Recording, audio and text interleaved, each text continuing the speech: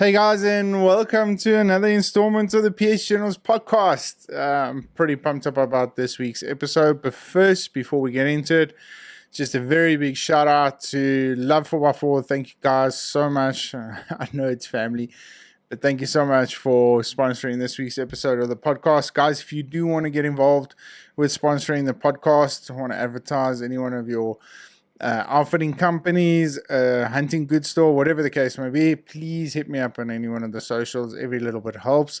And we would love to have you on board the PH Journals podcast for 2026.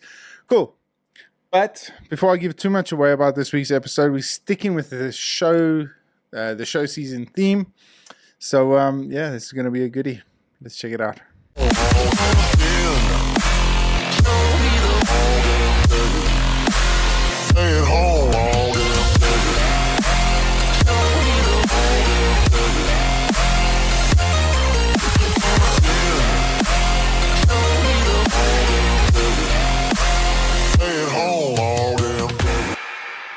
So guys, I'm very, very fortunate to have been in the past couple of months interacted as much as possible with first-time safari hunters, but guys that are wanting to come out to Africa for the very, very first time. Now, they range from guys that have just picked up the rifle and started hunting to guys that have been seasoned hunters overseas, and now they want to explore the horizons and pop over to Africa for the very, very, very first time. Now, there's been a lot of chat in the industry as a whole over the past couple of weeks, and there's a lot of things that have been going on and stuff. But from what I have gathered, the shows seem to be absolutely humming, which busy, and I guess that's just the Trump factor. Donald Trump, when he was first in office, his first season in office, the hunting industry absolutely boomed. And he's obviously making a massive amount of impact in the American community over there. And of course, with South Africans, or the outfitting landscape, majority of which are come out from the USA, it's no wonder that we are having such an incredible show season. And strangely enough, I was just watching a TikTok now just a couple of minutes ago where last year South Africa tipped the tourist scale by a long shot. So our previous highest recorded tourist income was back in 2019, which doesn't seem too long ago. And then of course we had COVID hit, and we only managed to gain a little bit of traction back in 2025, which is absolutely astonishing to see that our tourist industry is back to where it should be. And of course, the hunting and the safari communities are the center of attention. So, without further ado, I thought it was only fitting with the amount of questions that have been asked from first timers. I've decided to discuss this week's episode of the podcast, first time African or South African safari checklist. Now, this is just my personal opinion, my personal experiences, what I've had with first time comers. I used to hunt for an outfitting company that had about a 70 to 85% return rate, but in amongst that, we were very, very fortunate to have a bunch of newcomers come into the country and come into the establishment, and I loved getting to be able to chat to them about those sort of things and understand a little bit about where their struggles were and where they made up for lost time. Okay, guys, so let's kick it off. I've labeled everything down, and this is how we're gonna discuss each point as we go along. And I think one of the most important aspects to start off with is know your why. Know your reason for wanting to come out to South Africa. Is this just going to be a once in a lifetime trip? We always say, we have a saying here amongst us outfitters, once Africa's in your blood, it's very difficult to get out of it. And that is so true. We've seen guys time and time again make the jump over, and they keep coming back. Like I mentioned, just one of the outfits had about 85 or 70 to 80% return rate, which was absolutely amazing.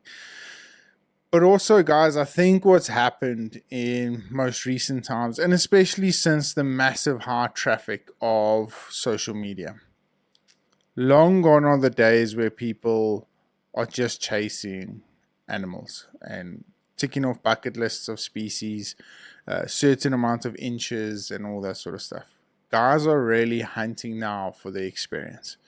I think when I speak on my personal obligation to, when I create content or when I create hunting videos, I don't want to go out there and show as many kills as I possibly can. Okay, so yeah, when I put out YouTube content and when I put our content as a whole out there, I generally want to show as much of the experience as possible, and I generally want to try and accommodate and respect the hunt as much as I possibly can. I watch hunts that depict that. I am at a stage now where I don't watch the safari hunts that have ticked off 6 or 7 different species in a particular episode or any of that sort of stuff, because I do kind of think it taints the hunting experience. And I mean that with respect. I don't mean to disrespect anyone's hunting videos. And there's some incredible videographers out there that are putting out some astonishing stuff. But when it comes down to hunting, I love watching hunts that depict the chase and depict the effort and the actual experience around it. The animal at the end of the hunt is always the bonus part, but it's how the story unfolded, in those episodes to get it to where it is now.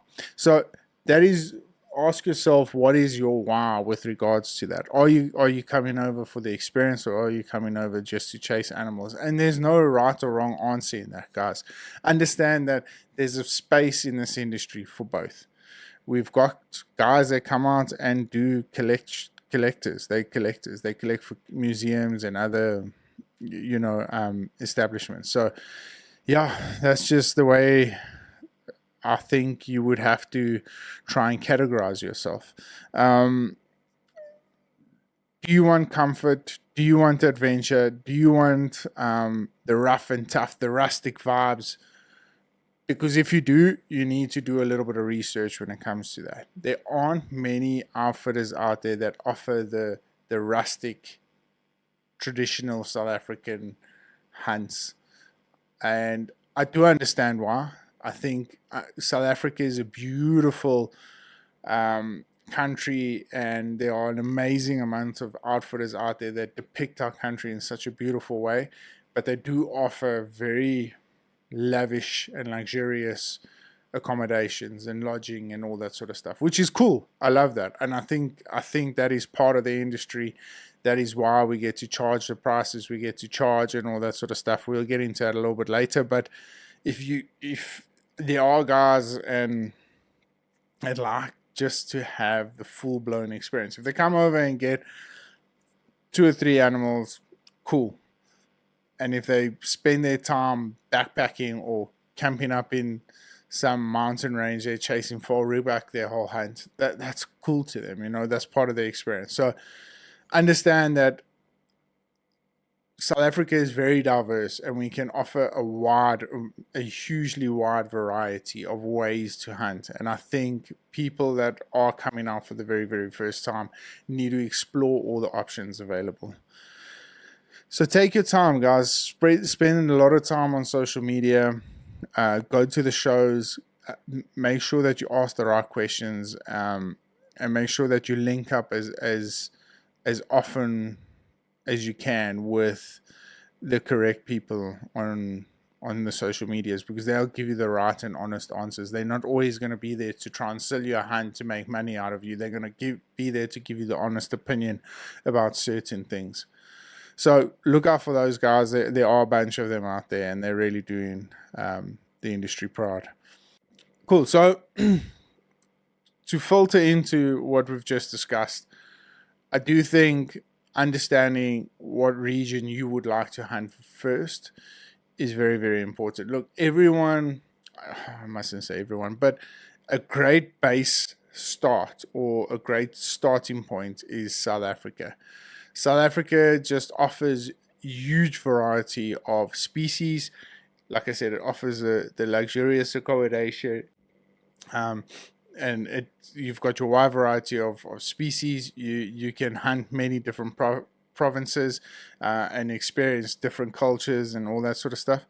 But if you are, like I said, if you are a bit of that rough and tough type of vibe and you do want to have the full African experience, well, then, try places like Tanzania, Zambia, those sort of places, Zimbabwe, Namibia, where, look, Namibia and Zimbabwe probably are more on the luxurious, pretty much similar to South Africa, but the bush camps, going to Tanzania, or even Botswana, go and explore those different areas. And if that's what you want, if that's what you're chasing, and if that's the feel that you're looking for, well, then those are the sort of countries that you'll have to look at. If it fits your budget, I know those countries tend to get a little bit pricey in certain areas, like on most of the bush camps. It's either long drives to the camp, or you have to fly in on bush planes, which is always those added little expenses that all add up at the end of the day. But yeah, so province matters, country matters. Choose them correctly, choose them wisely, and understand the space you are going to.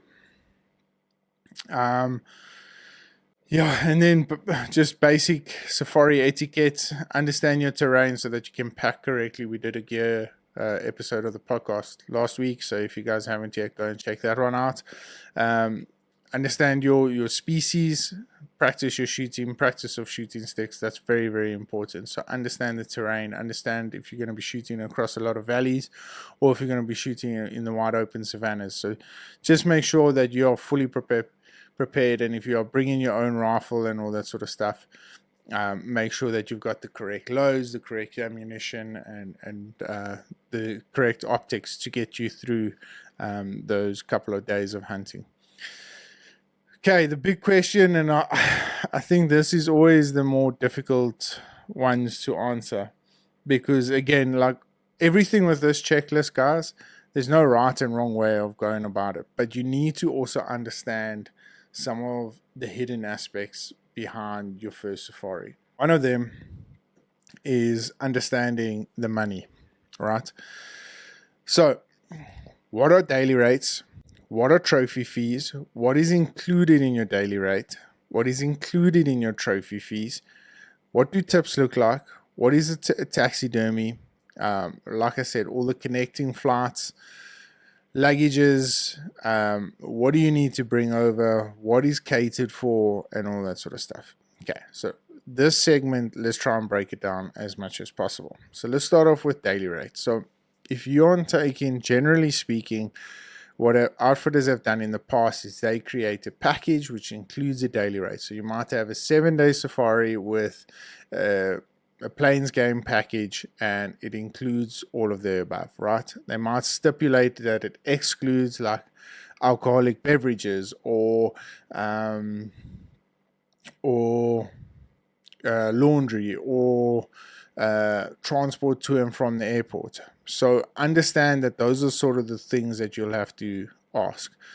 Generally speaking, what daily rates should cover, should cover all your meals, all your cool drinks and your soft drinks and your hydration and all that sort of stuff, and a limited amount of alcoholic beverages, all your cleaning fees at your lodge, the people that come in and clean your lodge, your laundry and all that sort of stuff. That's what daily rates generally should cover. Should cover your professional hunter as well, and the use of your professional hunter's vehicle. Trophy fees, now this is where things get a little bit interesting. So in South Africa, and I'm going to speak on South Africa as a whole, because I know when it comes to trophy fees and you're hunting off concessions, it tends to differ from country to country. But in South Africa, trophy fees is what you pay for a trophy animal. So anything that is deemed by the landowner, and I say deemed by the landowner and not by the Roland Award or anything like that, because the landowner will stipulate what a trophy is for his area. For instance, up north, you're hunting 50 plus inch kudu bulls, and and down here in the Eastern Cape, you generally speaking, good Eastern Cape bull is from like 45 inches to about 50, right?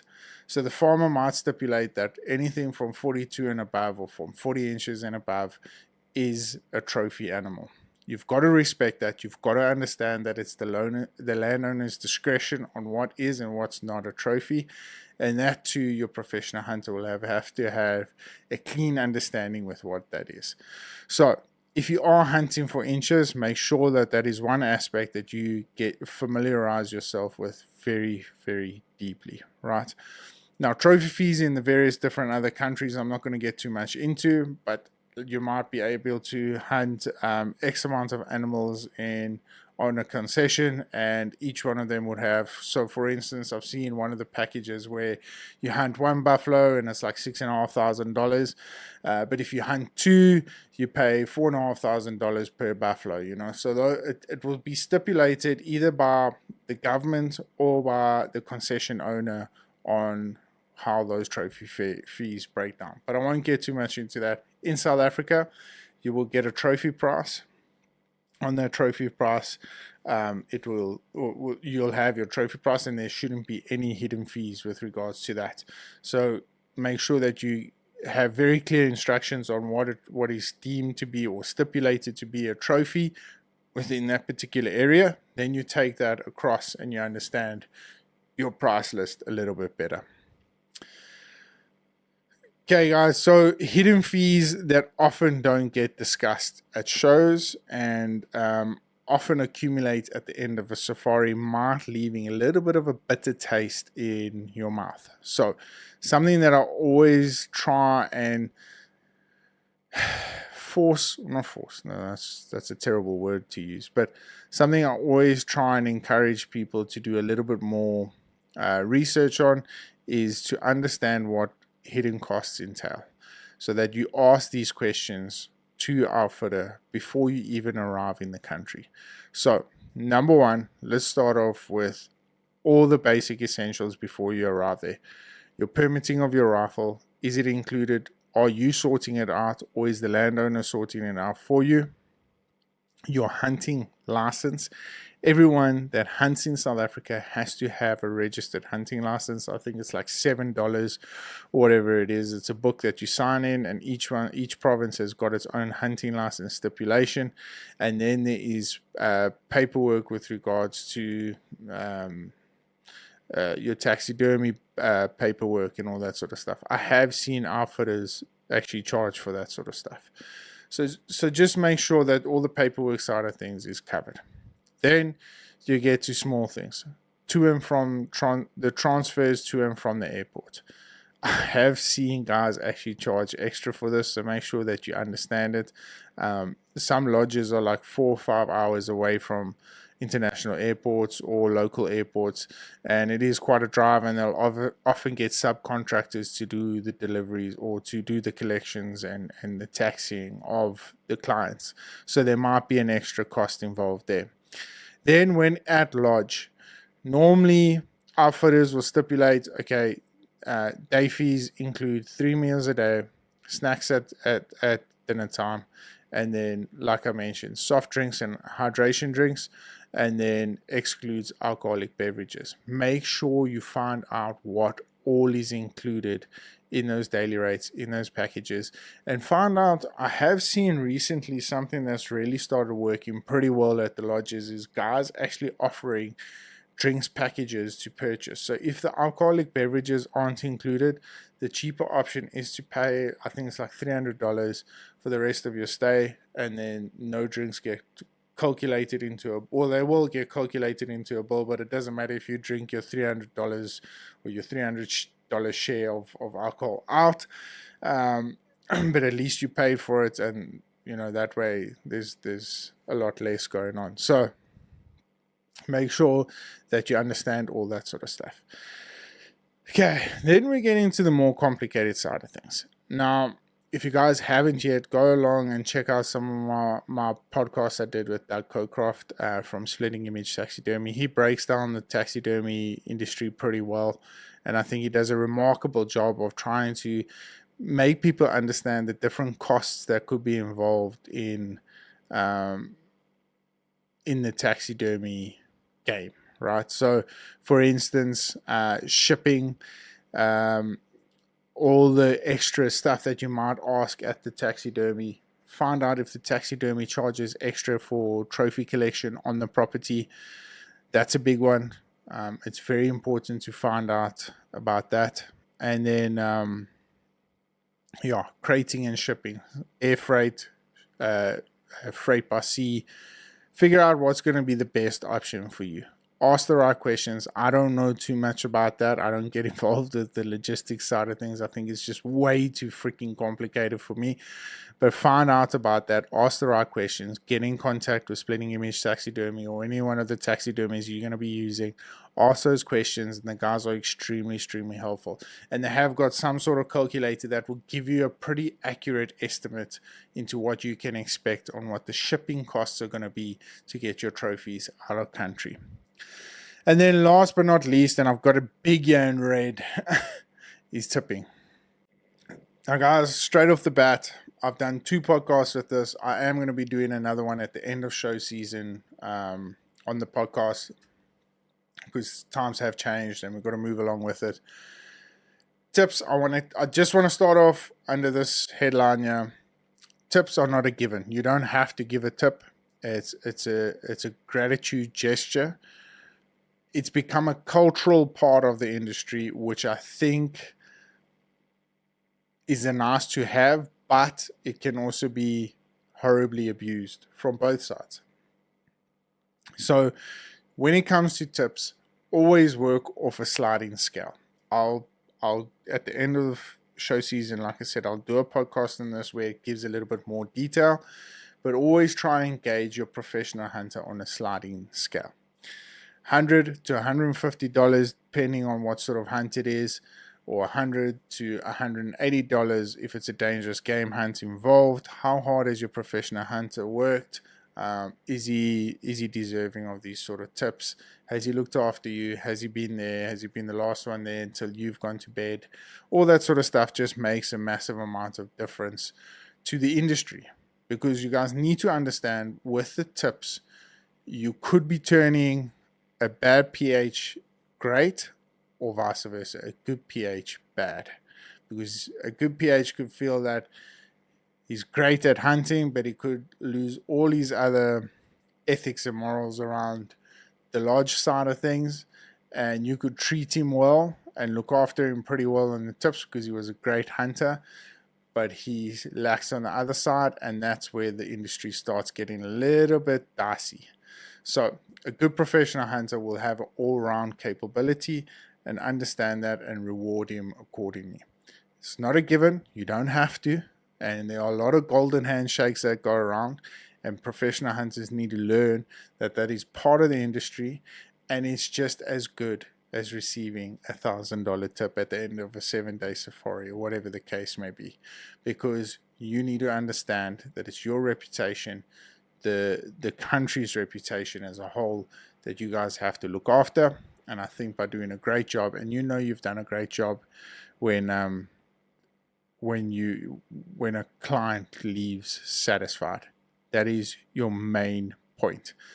Tips, understand you will, if you are going to want to leave a tip, there's lodge staff involved, there's trackers, there's and then of course your professional hunter. South Africa is not as bad as what the US is, where you have to tip everyone as you go along, but it is just a great gesture that has crept into the industry that just makes us feel a little bit more acknowledged. Cool, guys. And then now getting into the fun side of things. Okay, ask who your PH will be. And I've said this time and time again, it's a very, very important point. Understand, building a relationship with your professional hunter before you come in. He's got a better understanding of who you are, what your needs are, what animals you'll be chasing, what permits you'll need to try and find. If you are wanting to go after a blue darker or Orobi, for instance, at least he's got enough time source those permits, make sure that he can get you the best possible opportunities on those animals that you deserve. So not only is it good for that, but it's also good for a little bit of spunbo, a little bit of team building, and understanding that when you come out here, you will be spending the next 10 days with a guy that you have built a friendship on. And that is very, very important, because building that friendship is what is going to make or break your safari. I don't care what anyone else says. If you have got an incredible PH that you've built a relationship with, and the lodge or the safari company is stuffing you around in all other aspects, that professional hunter will break his back for you to make sure that you leave there with a good impression on the country and the industry as a whole. Trust me when I say this, that is our drive to most professional hunters out there. South Africa is home to some of the best professional hunters in the world, and we look after our guests as best as we possibly can. We have got good morals and values instilled in us, and we've got to take it forward for that.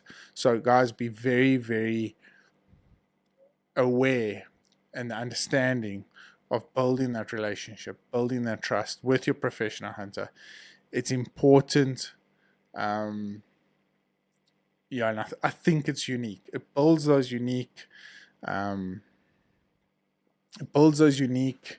relationships that last lifetimes sometimes. Okay, now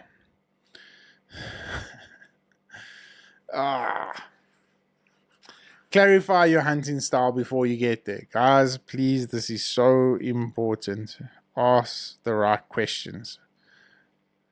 Ask your outfitter, how does he hunt? If you see color variants on the price list, if you see color variance is a big giveaway. If you see exotics on the price list, ask your outfitter, what is the range, or what is the size of the half fence areas that you guys will be hunting in? What are the species that you have opportunities to hunt free range? And when I say free range, I don't mean like they are free range. They free roaming, fair chase. And then understand and stipulate. I'm not a big professional hunter that hunts off buckies. Yes, if my clients are unfortunately unable to walk or anything like that, then the vehicle will be used. But for the better part of it, I hunt walk and stalk. That's my style of hunting. That's what I like. So when people often ask me, what is your style? I tell them exactly, and they're like, oh, well, don't you hunt over watering holes or pickups or anything like that? Yes, I do, but I wouldn't prefer to give you that experience, especially on your first time out. But like I said, there's no right and wrong way to this. That's just who I am. You might get a professional hunter or outfitter that's all they do, or that's all they know. And if that's your kind of style, well, then by all means, be my guest. I mean, there's no one's judging you. It's a great way of getting around the country, shooting some really, really cool animals, because your opportunities are going to be so much better off the back of a pickup. And stipulate, figure that all out. If you're a guy that doesn't like half fence, you're going to have to deep dive into a massive amount of research just to try and find the guys that are doing a lot of fair chase hunting out there, that are utilizing sheep and cattle farms for their kudu and their fallow deer and their foal rhubark and their mountain rhubark and pigs and all that sort of stuff, and understand your chances of shooting a massive amount of variety of game is going to be a lot slender, because your professional hunter or outfitter will only have certain species that will be in fair chase opportunities. So understanding that, get clarity on that, make sure that you communicate this with your professional hunter. This is a very important point. Communicate it with your professional hunter. That's what style you don't like doing and what style you do enjoy doing. So make sure that you highlight that pretty sternly. Now, we've had guys come out and they'll often say to us, oh no, but I didn't know it was a half fence ranch. Guys, come on. I mean, if we've got access deer and red stags running around, the South African government's not just going to let them run free range. Yes, there are certain situations where we've got Himalayan tar on the top of Cape Town, of Table Mountain, but that's just, there's Barbara sheep running all over the the Drakensberg and all that sort of stuff. So yeah, just keep that in mind, guys. Just do your research to avoid disappointment. Okay, well, point number 6: research. Get involved. Podcasts, guys. South African podcasts. Most recently, we've been the podcasting landscape in South Africa has taken a little bit of a U-turn, which is actually quite cool to see. There's a lot of youngsters really wanting to get into podcasting, and and wanting to broaden their horizons on the social media landscape and all that sort of stuff, which is cool. I love that. I really think it's cool. There's some really cool podcasts out there from South Africans that I love listening to. I listen to majority of my hunting podcasts are all South African podcasts I listen to. But one thing I have realized is there's a massive amount of lack of advice out there. So a lot of the podcasts, which is really cool, I think it's got a unique space in the industry, is guys talking about experiences and hunts that they had and how many buffalo they shot and charging hippos and all this sort of stuff, which is cool. Guys want to listen to those stories, but I also think there's a massive shortage of guys and individuals that have got knowledge within the industry and do want to share them. So make sure you do a little bit of research. Go even try and get some of the podcasts from the guys that, like Keith Warren, has been to Africa a number of times. Meat Eater has just launched his African experience on his podcast. So, go and research those ones. Go and check what the guys have to say. Have a look at guests that have been on Professional Hunters or other African outfitters or videographers or whoever's podcast. Go and have a look at their stuff. It's pretty cool. And you get to learn a little bit more about how the industry actually operates and how the gears and the cogs actually move within the industry. But one of the best tools to really do a lot of work on is social media. And I feel that if you do your hard work on social media and just ask the questions in DMs, on comments and all that sort of stuff, and if the guys respond accurately, it's easy to lie over messages and stuff, but you'll very quickly pick it up. There's no two ways about it. And if you have got any gut feeling about it, be free to ask it whoever you want. If you've got a favorite professional hunter or influencer in South Africa that you follow, go and ask him the questions, guys. I promise you, and I can speak from experience, I love answering questions about guys that have got second thoughts, because we want to give the best possible solution for them. And I'm not going to be there just to always promote myself and promote my business. I'm going to give an honest opinion on what those sort of situations have and how they unfold. So yeah, social media is an incredible thing. Go and check YouTube channels. There's some beautiful YouTube channels out there that depict the South African landscape in a very, very unique way, cinematic way, making the industry seem a lot more sexier than what it really is. Big point. And I've got a nice little red tick mark here. Be honest about your shooting ability to your professional hunter. That's a very important one, guys. Understand, have you practiced on sticks? Have you practiced distance? Have you practiced under pressure? Do you like pressure? Let me highlight this point here. Do you like pressure? I'm not a guy that will put somebody on the sticks and say, shoot, shoot, shoot, shoot, shoot. I'm not that guy. I am pretty confident that no matter who I'm hunting has got some sort of understanding of how hunting works and how opportunity works. My job as a professional hunter is to open the sticks, put you into a good position and an opportunity on a specific animal that you would like to hunt, tell you what your opportunities are, If the wind's blowing, aim a little bit forward or back or wherever, however the animal is a bit quartering, aim just behind the shoulder, all that sort of stuff. Those are my obligations to you. When it comes to the finger on the trigger, the responsibility is completely in your hands. And I would never want to force that upon you. So if you don't feel comfortable, if you don't feel enthusiastic about shooting, don't pull the freaking trigger.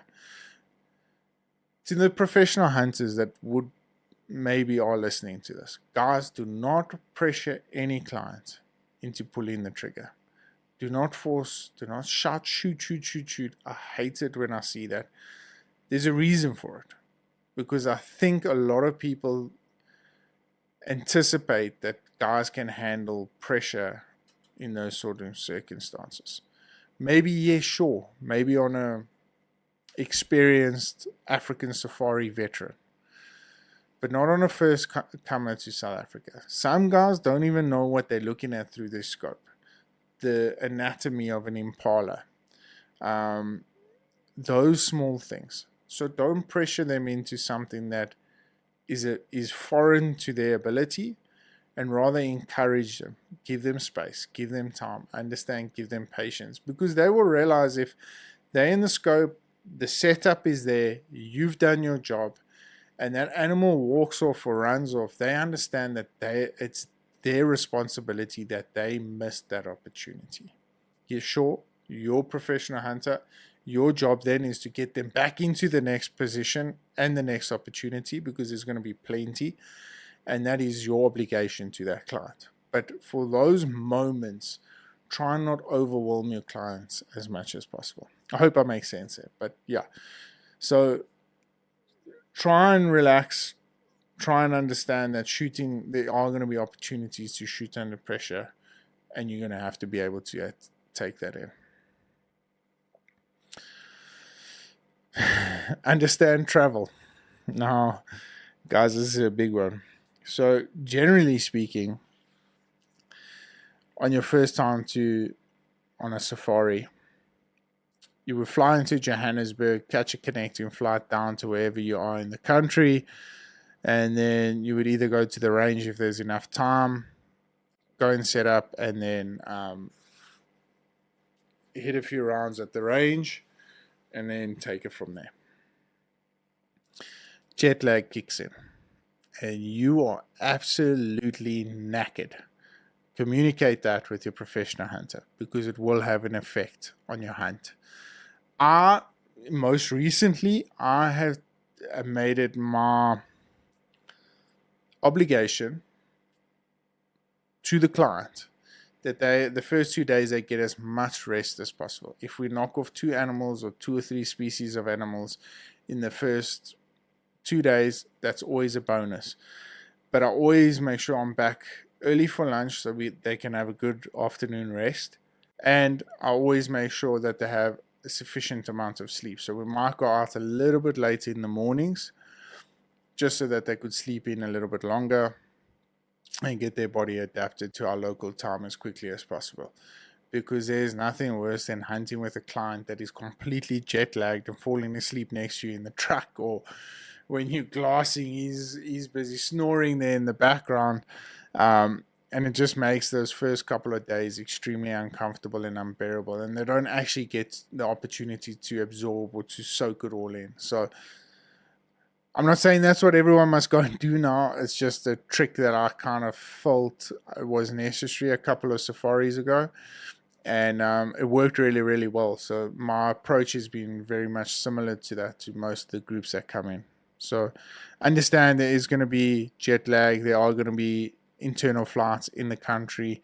Also understand your permitting if you are going to travel with your own rifle. It's pretty easy nowadays. We've got some incredible companies out there that can assist you with your rifle permit. So make sure you follow that. Okay, guys, and then getting towards the end now. And these are pretty important points to talk about. Conservation and ethics. professional hunters and outfitters, generally speaking, have got really good ethics and values and morals. So you can always trust in them to make the right call. But you as a hunter also have a responsibility to also want to engage in that situation if you feel it's wrong. So trust your gut, trust your ethics, trust your morals. And if you feel it's not a good thing that's going on there, or if you have a bad feeling about it or have some questions about it, don't be forced into a position where you might regret your decision. So just understand that, but that's just a point I thought I should mention. But generally speaking, most outfitters and professional hunters will always have good morals, ethics, and values. Just understand on that point, I just want to highlight something. In the industry, we've got something called school fees. Now, school fees is something that a professional hunter stuffed up on. So he might shoot a small animal, and it's his obligation, or it's his true testament to who he is as a person, to come to you and say, listen, Bob, yeah, I don't want you hanging that one up on your wall. And it's hard for a lot of professional hunters, but at the same time, I think it's important to highlight, and that will be a school fee lesson that professional hunter will have to pay for, because he would have to understand that was a mistake on his part. And it happens. It's going to happen. We shouldn't judge anyone that it happens to. But just understand that if you are in that position, if you are the client and you're receiving that news, support the guy. He's going to need the support because he feels shit in the moment. But just understand that it's taken a lot of courage from him to come to you and say, listen, I've made a mistake. You need to shoot another one. And utilize that as an opportunity to build that trust and that responsibility with your professional hunter. Cool, guys. Last point, slow down. Take it easy. Don't be rushed into making any hasty decisions. If you've got the money this year to come out and do your safari trip of a lifetime, slow down. You've got from now until the end of September to plan a kick-ass trip. And hopefully this podcast has given you all the tools to do so. But there are some pretty cool channels and individuals and people out there to go and follow, do a bit of research on, and take it all in, because it's one heck of a ride. I can promise you that. So guys, that's me. This downloadable PDF checklist would be available on my website pretty soon. So be sure to go and check it out pretty soon. But from my side, I hope this helped. It was a lot of fun doing a bit of research from it, because I was going back in the archives and I was like, what were some of the things that I learned or that I heard via or from a client that came over with missing suitcases and all that sort of stuff. And being 16 years now in the industry, you get to see and learn a lot as it goes and handle different situations. But so guys, if this is your first safari you're planning, good luck. Enjoy every moment of it. Please, if you've got any questions, please feel free to hit me up on any one of my social media platforms. I might be bad at replying on some of them, but for the most part, the ones I'm most active on is where you're going to get me and get your best answers from. So I look forward to seeing a couple of pictures of guys' very first safaris. Have a good evening, everyone. That's it from me. If you are, happy hunting. Until then, stay safe, stay blessed, stay humble. We'll catch up with you guys soon.